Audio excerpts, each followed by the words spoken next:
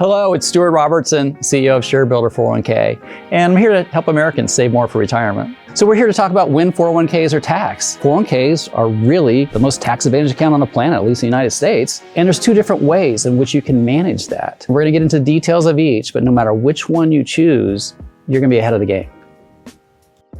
So are you looking to lower the amount you're taxed on income in 2025? Well, you can contribute money into your 401k account tax-deferred, which means it's not taxed this year. So if you don't want your money that you're contributing to your 401k tax this year, this is the way to go. That is the most common way a lot of people use 401k plans. And really how it started is that every dollar you contribute into your 401k account won't be taxed. You're contributing for tomorrow, and then it's gonna grow over time, as investments grow. And when you withdraw in retirement, when you reach retirement age and you start withdrawing it, it's taxed then at whatever tax rate you're at and how much you're taking out.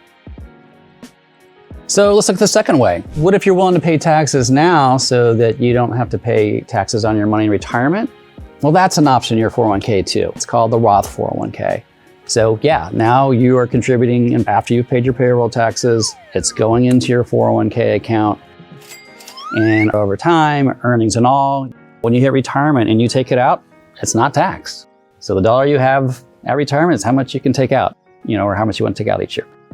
So let's talk about what does it mean for your money to be growing in a 401k account tax advantage. So your 401k account in particular, whether it's tax deferred or Roth, you think about things in a retail account when there's dividends, when you exchange funds, it creates capital gains. There could be interest on a cash account that you would pay taxes on a retail account. Well, in a 401k account, you don't. So that money is growing. It's an efficient way for you to build money over time because it doesn't have that tax drag, unlike a retail account. So again, it's only, at least in a tax-deferred 401k account, what you're taking out in retirement that's going to be taxed. And remember that Roth 401k, whatever it grows to, and that money's tax-free in retirement.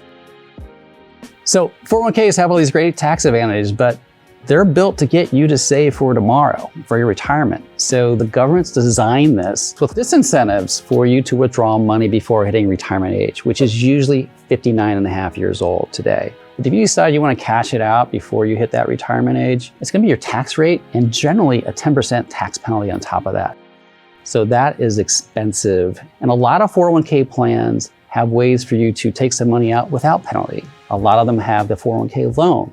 Know the details around your employer or what they offer on that because it still can be problematic, but just know, just taking a lump sum out isn't going to be a great solution.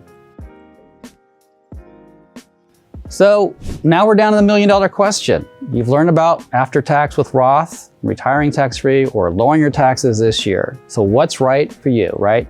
Of course, it's going to vary by person, but you're going to really need to think about, am I likely to be in a higher tax bracket tomorrow? Are tax rates going up tomorrow? Are they going down? Those are all big questions that we don't all fully know. You know what a lot of people do?